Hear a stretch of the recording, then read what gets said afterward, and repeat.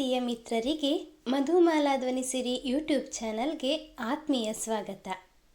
ಕ್ಷಮೆಯ ಧರಿತ್ರಿ ಸಂಚಿಕೆ 86. ಅಮ್ಮ ಹಾಗೂ ಅಕ್ಕನೊಂದಿಗೆ ಬೆಂಗಳೂರಿಗೆ ಹೊರಡಲು ತಯಾರಾಗಿದ್ದ ದೀಪಕ್ನ ವರಸೆ ಇದ್ದಕ್ಕಿದ್ದಂತೆ ಬದಲಾಗಿತ್ತು.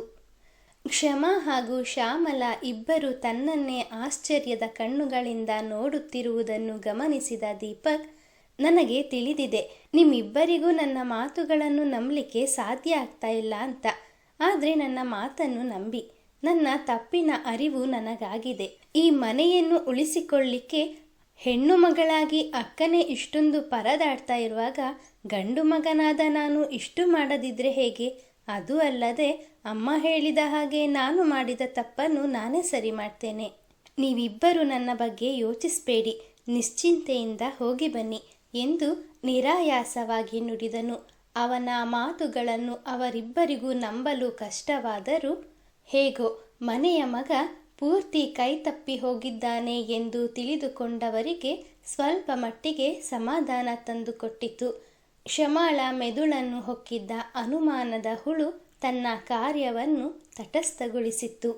ಅವರು ಬೆಂಗಳೂರಿಗೆ ತೆರಳುತ್ತಿರುವ ವಿಷಯ ನೆರೆಹೊರೆಯವರಿಗೆ ತಿಳಿದು ಅದಾಗಲೇ 4-6 ಮನೆಯ ಜನರು ಅವರ ಮನೆಯ ಮುಂದೆ ಜಮಾಯಿಸಿದ್ದರು. ಅವರಿಗೆಲ್ಲ ವಿಷಯ ತಿಳಿಸಿ ಪ್ರತಿ ಬಾರಿಯೂ ತಮ್ಮ ಕಷ್ಟಕ್ಕೆ ಹೆಗಲಾಗಿ ನಿಲ್ಲುತ್ತಿದ್ದ ನಂಜುಂಡಯ್ಯನವರ ಕುಟುಂಬದವರಿಗೆ ಕೃತಜ್ಞತೆ ಸಲ್ಲಿಸಿದರು. ಅಷ್ಟರಲ್ಲಿ ಟ್ಯಾಕ್ಸಿ ಅವರ ಮನೆಯ ಮುಂದೆ ಬಂದು ನಿಂತಿತು.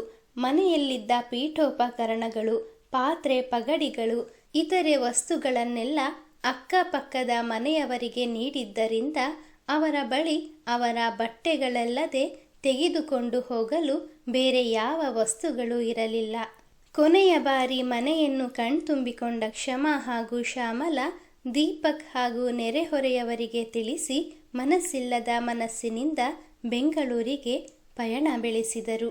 ಕ್ಷಮಾಳ ಸಂಸಾರ ಮನೆಗೆ ಬರುತ್ತಿರುವ ವಿಷಯ ಮೊದಲೇ ತಿಳಿದಿದ್ದರಿಂದ ಅಂದು ಶ್ರೀಪತಿ ಹಾಗೂ ಅಹಲ್ಯಾದೇವಿಯವರು ಕಂಪನಿಯಿಂದ ಕೊಂಚ ಬೇಗನೆ ಮನೆಗೆ ಬಂದಿದ್ದರು. ಮನೆಯ ಮುಂದೆ ಕಾರಿನ ಸದ್ದಾದಾಗ ವಯಸ್ಸಿನ ಆಲಸ್ಯವನ್ನೂ ಲೆಕ್ಕಿಸದ ಅಹಲ್ಯಾದೇವಿಯವರು ಚಿಕ್ಕ ಪ್ರಾಯದ ಹುಡುಗಿಯಂತೆ ಮೆಟ್ಟಿಲಿಳಿದು ಬರುತ್ತಿದ್ದರೆ, ಇತ್ತ 3 ದಿನಗಳ ಹಿಂದಷ್ಟೇ ನೋಡಿದ್ದ ತನ್ನವಳ ಸುಂದರ ಮೊಗವನ್ನು ಕಣ್ತುಂಬಿಕೊಳ್ಳಲು ಶ್ರೀಪತಿ ಶಿಸ್ತಿನಿಂದ ತಯಾರಾಗಿ ತನ್ನ ಕೋಣೆಯಿಂದ ಓಡೋಡಿ ಬಂದಿದ್ದನು. ಕ್ಷಮಾ ಹಾಗೂ ಶ್ಯಾಮಲಾರೊಂದಿಗೆ ದೀಪಕ್ ಇಲ್ಲದ್ದನ್ನು ಕಂಡ ಅಹಲ್ಯಾದೇವಿ, ಮಗು ಕ್ಷಮಾ, ಎಲ್ಲಿ? ನಿನ್ನ ತಮ್ಮ ಕಾಣ್ತಾ ಇಲ್ವಲ್ಲ ಎಂದು ಸಹಜವಾಗಿ ವಿಚಾರಿಸಿದರು. ಅವನು ಕೆಲವು ದಿನ ಬಿಟ್ಟು ಬರ್ತೇನೆ ಅಂದಿದ್ದಾನೆ ಎಂದು ಆ ಕ್ಷಣಕ್ಕೆ ಸುಳ್ಳು ನುಡಿದ ಕ್ಷಮಾ, ಅಮ್ಮ, ನಿಮಗೆ ಎಲ್ಲ ವಿಚಾರವನ್ನು ನಂತರ ಹೇಳ್ತೇನೆ ಎಂದಳು.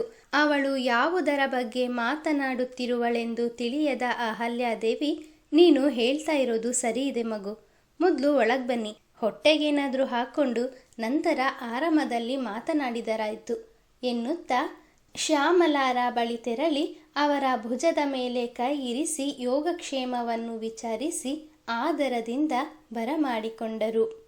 ಯಾವಾಗಲೋ ಒಮ್ಮೆ ಚಿಕ್ಕವಳಿರುವಾಗ ತಂದೆ ತಾಯಿಯೊಂದಿಗೆ ಮೈಸೂರಿನ ಸುಪ್ರಸಿದ್ಧ ಅಂಬಾವಿಲಾಸ ಅರಮನೆಯ ಸೊಬಗನ್ನು ಕಣ್ತುಂಬಿಕೊಂಡಿದ್ದ ಶ್ಯಾಮಲಾ ಅರಮನೆಯಂತೆಯೇ ಹೋಲುವ 4 ಅಂತಸ್ತಿನ ಮಹಲಿನ ವೈಭವಕ್ಕೆ ಮಾರುಹೋದರು.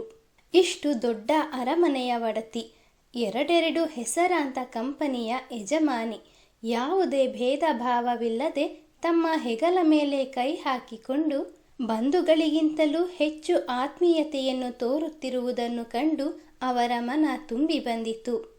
ಅಂದು ತಮ್ಮ ಮನೆಗೆ ಬಂದಿದ್ದಾಗ ಯಾವ ಗರ್ವವೂ ಇಲ್ಲದೆ ಸಾಮಾನ್ಯರಲ್ಲಿ ಸಾಮಾನ್ಯರಂತೆ ಮಾತನಾಡಿದ ಅಹಲ್ಯಾದೇವಿಯವರಿಗೂ ಇಂದು ತಾವು ನೋಡುತ್ತಿರುವ ಬೃಹತ್ ಬಂಗಲೆಯ ದೊರೆಸಾನಿಗೂ ಯಾವುದೇ ವ್ಯತ್ಯಾಸ ಕಾಣಲಿಲ್ಲ.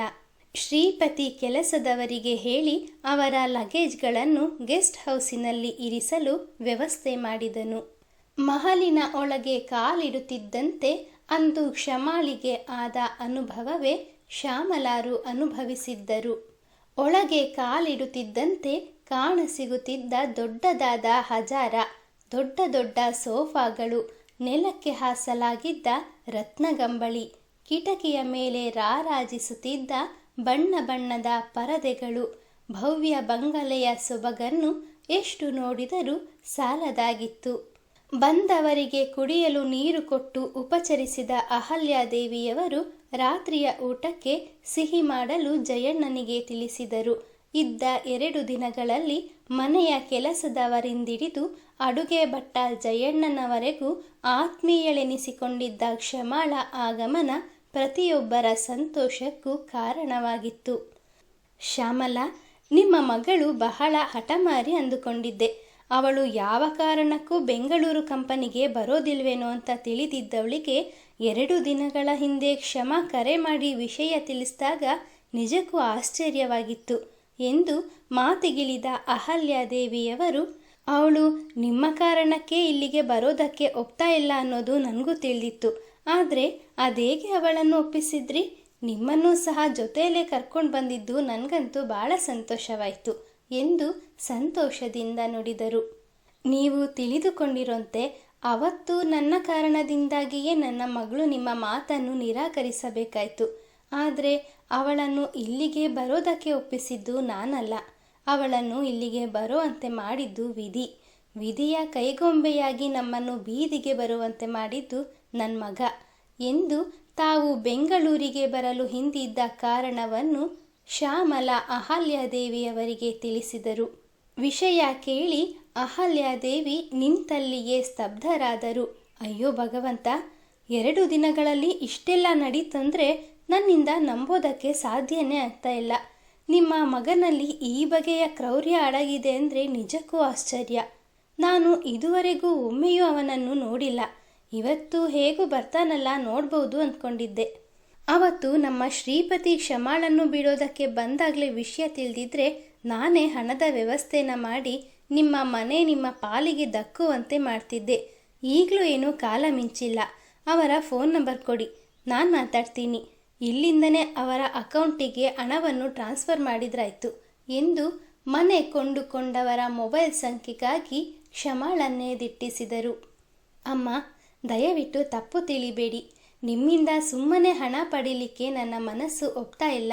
ಇನ್ನು ಸಾಲವಾಗಿ ಪಡೆದರೆ ಅದನ್ನು ತೀರಿಸಲಿಕ್ಕೆ ಆಗ್ತದೋ ಇಲ್ಲವೋ ಅನ್ನೋ ಭಯ. ಹಾಗಾಗಿ ನಾನು ಇರುವಷ್ಟು ದಿನ ಕೈಲಾದಷ್ಟು ದುಡಿದು ಹಣ ಸಂಗ್ರಹಿಸಿ ಮನೆಯನ್ನು ಪುನಃ ನಮ್ಮದಾಗಿಸಿಕೊಳ್ಳಬೇಕು ಅಂದುಕೊಂಡಿದ್ದೇನೆ. ನೀವು ನನಗೆ ಕೆಲಸ ಕೊಟ್ಟರೆ ಅದೇ ಮಹದುಪಕಾರ ಎಂದು ಕೈ ಮುಗಿದು ಬೇಡಿಕೊಂಡಳು. ಅವಳ ಕೈಗಳನ್ನು ಕೆಳಗಿಳಿಸಿದ ಅಹಲ್ಯಾದೇವಿ, ಮಗು, ನೀನು ಸ್ವಾಭಿಮಾನಿ ಅಂತ ನನಗೂ ಗೊತ್ತು. ಹೆಣ್ಣು ಮಕ್ಕಳು ಹೀಗೆ ಇರಬೇಕು. ನಾನು ನಿನ್ನ ಸ್ವಾಭಿಮಾನಕ್ಕೆ ಅಡ್ಡ ಬರೋದಿಲ್ಲ. ನೀನೇ ಹಣ ಕೂಡಿ ಹಾಕಿ ನಿನ್ನ ಮನೆಯನ್ನು ಆದಷ್ಟು ಬೇಗ ಖರೀದಿಸುವಂತಾಗಲಿ. ನಾನು ನಿನಗೆ ಮೊದಲೇ ತಿಳಿಸಿದ್ದ ಹಾಗೆ ಇಲ್ಲಿನ ಕಂಪನಿ ಎಷ್ಟು ದೊಡ್ಡದಿದೆಯೋ ಅಷ್ಟೇ ಕೆಲಸ ಕೂಡ ಇರುತ್ತೆ. ನೀನು ನನಗೆ ಪರಿಚಿತಳು ಅಂತ ನಾನು ನಿನಗೇನು ಹೆಚ್ಚು ಸಂಬಳ ನಿಗದಿ ಮಾಡೋದಿಲ್ಲ. ಎಲ್ಲರಿಗೂ ಎಷ್ಟು ಸಂಬಳ ಸಿಗ್ತಾ ಇದೆಯೋ ನಿನಗೂ ಅಷ್ಟೇ ಸಿಗುತ್ತೆ. ತಿಂಗಳಿಗೆ 40,000 ವಿತ್ ಬೋನಸ್. ಪ್ರೀತಿಯಿಂದ ಅಮ್ಮ ಎಂದು ಸಂಬೋಧಿಸಿ ಕಳೆದೆರಡು ದಿನಗಳ ಹಿಂದೆ ಅವರ ಮನೆಯಲ್ಲಿ ಮಗಳಂತೆ ಇದ್ದ ಕ್ಷಮಾಳಿಗೆ ಅಹಲ್ಯಾದೇವಿಯವರಿಂದ ಅಷ್ಟೊಂದು ಹಣವನ್ನು ಸಂಬಳವಾಗಿ ಪಡೆಯುವುದು ಇಷ್ಟವಿರದಿದ್ದರೂ ವಿಧಿಯ ಆಟಕ್ಕೆ ಬಲಿಯಾಗಿದ್ದವಳಿಗೆ ಬೇರೆ ಗತ್ಯಂತರವಿರಲಿಲ್ಲ. ಅಮ್ಮ, ನಿಮ್ಮ ಆಕಾಂಕ್ಷೆಯನ್ನು ನಾನು ಖಂಡಿತ ನಿರಾಸೆ ಮಾಡೋದಿಲ್ಲ. ನನ್ನ ಕೈಲಾದಷ್ಟು ದುಡಿದು ಕಂಪನಿಯ ಏಳಿಗೆಗೆ ಶ್ರಮಿಸ್ತೇನೆ. ನೀವು ಕೊಡುವ ಹಣಕ್ಕೆ ಖಂಡಿತವಾಗಿಯೂ ಮೋಸ ಆಗುವುದಿಲ್ಲ ಎಂದು ಭರವಸೆ ನೀಡಿದಳು. ಈ ಮಾತನ್ನು ನೀನು ಬಾಯಿ ಬಿಟ್ಟು ಹೇಳೋ ಅವಶ್ಯಕತೆ ಇರಲಿಲ್ಲ. ನಿನ್ನ ಬಗ್ಗೆ ನನಗೆ ಚೆನ್ನಾಗೇ ತಿಳಿದಿದೆ ಎಂದ ಅಹಲ್ಯಾದೇವಿ ಶ್ಯಾಮಲಾರತ್ತ ಮುಖ ಮಾಡಿದರು. ನೀವು ನಿಮ್ಮ ಮಗನನ್ನು ಒಬ್ಬಂಟಿಯಾಗಿ ಬಿಟ್ಬರಬಾರ್ದಿತ್ತು.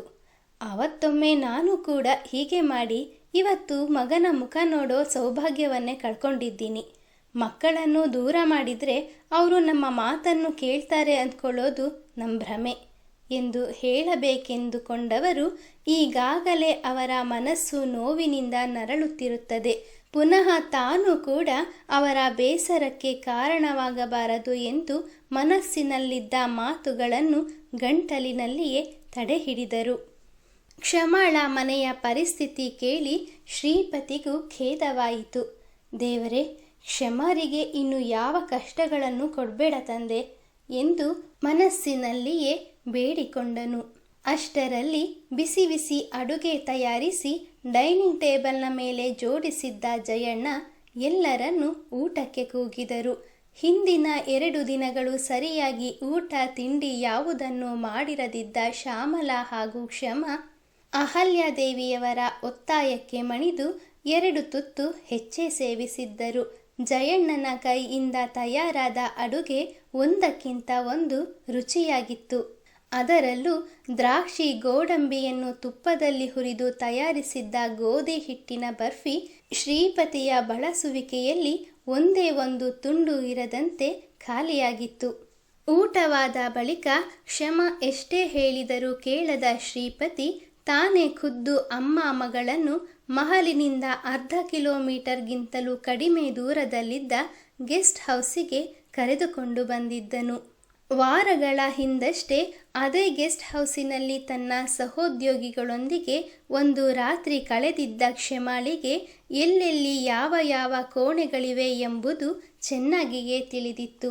6-7 ದಿನಗಳಲ್ಲಿ ಯಾವುದೇ ಬದಲಾವಣೆ ಇಲ್ಲದಿದ್ದರೂ ಅಡುಗೆ ಕೋಣೆಯಲ್ಲಿ ಸಾಕಷ್ಟು ಬದಲಾವಣೆಯನ್ನು ಗಮನಿಸಿದ್ದಳು. ಖಾಲಿ ಇದ್ದ ಸೆಲ್ಫ್ಗಳಲ್ಲಿ ಹಲವಾರು ಡಬ್ಬಿಗಳು, ಅವುಗಳ ತುಂಬ ದಿನಸಿ ಸಾಮಾನುಗಳು, ಹೊಸದಾದ ಗ್ಯಾಸ್ ಸ್ಟವ್, ಪಾತ್ರೆಗಳನ್ನು ಕಂಡವಳಿಗೆ ನಿಜಕ್ಕೂ ಆಶ್ಚರ್ಯವಾಯಿತು. ಬಾಡಿಗೆ ತೆಗೆದುಕೊಳ್ಳುವುದಾದರೆ ಮಾತ್ರ ಗೆಸ್ಟ್ ಹೌಸಿನಲ್ಲಿ ಉಳಿಯುವುದಾಗಿ ಹೇಳಿದ್ದ ಕ್ಷಮ ಇನ್ನು ಪ್ರತಿದಿನ ಊಟ ತಿಂಡಿಗೆ ತಮ್ಮ ಮಹಲಿಗೆ ಬರಲು ಹೇಳಿದರೆ ಖಂಡಿತ ಒಪ್ಪುವುದಿಲ್ಲ ಎಂದು ತಿಳಿದಿದ್ದರಿಂದಲೇ ಅಹಲ್ಯಾದೇವಿಯವರು ಮೊದಲೇ ಎಲ್ಲ ವ್ಯವಸ್ಥೆಯನ್ನು ಮಾಡಿದ್ದರು. ಅವಳು ಶ್ರೀಪತಿಯನ್ನು ಕುರಿತು ಏನನ್ನೋ ಹೇಳುವ ಮುನ್ನವೇ, ಕ್ಷಮ, ಅಮ್ಮ ಯಾವಾಗಲೂ ಹೀಗೆ. ತಮಗೆ ಯಾರಾದರೂ ಸಹಾಯ ಮಾಡಿದರೆ ಸಾಯೋವರೆಗೂ ಅವರನ್ನು ಮರೆಯೋದಿಲ್ಲ. ನೀವು ವಿಶ್ರಾಂತಿ ತಗೊಳ್ಳಿ. ರಾಮಯ್ಯ ಇಲ್ಲೇ ಇರ್ತಾರೆ. ನಿಮ್ಗೇನಾದರೂ ಬೇಕಾದರೆ ಮಾಡಿಕೊಡ್ತಾರೆ. ತೀರಾ ಅಗತ್ಯವೆನಿಸಿದರೆ ನನಗೆ ಕಾಲ್ ಮಾಡಿ. ನಾನಿನ್ನು ಬರ್ತೀನಿ. ಗುಡ್ ನೈಟ್ ಎಂದು ಹೊರ ನಡೆದನು. ಅವನ ಹಿಂದೆಯೇ ಬಂದ ಕ್ಷಮ ಗುಡ್ ನೈಟ್ ಹೇಳಿ ಬಾಗಿಲನ್ನು ಮುಂದೂಡಿ ಒಳಬಂದಳು.